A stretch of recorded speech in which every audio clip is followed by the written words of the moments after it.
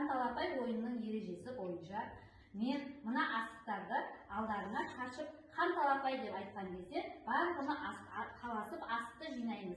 Кім көп асық жинаса, сол жеңіске жетеді. Және асықтың ішінде ерекше бір асық бар, қызыл түсті.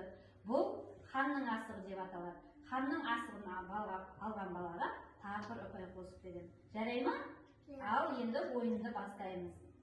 Қанталапай. Қарны жинаймыз. Ал енді санаймыз. Бақдәулет санай ғой. 1, 2 асық жинапты. Әлтайыр санай ғой. 1, 2, 3. Жарайсың. 3 асық жинапты. Рахман санай ғой. 1, 2, 3. Жарайсың. Дінмұхамед санай ғой. 1, 2,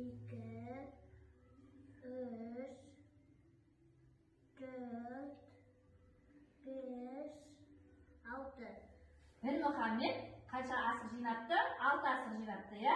Бұл бойында Дінмұхамед жеңіске жетті. Қайны қошеметтейміз, және Әлтайыр ханның асығын алыпты.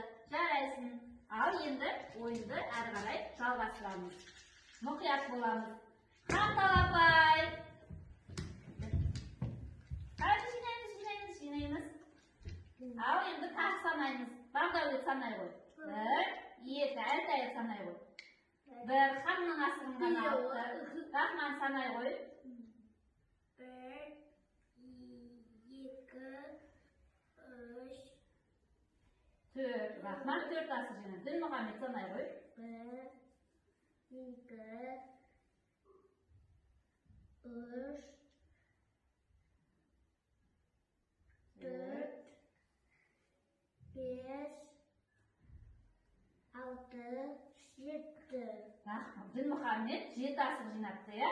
Бұл ойында тағы Дінмұхамед жеңіске жетті. Қайны қолын қалақтаймыз.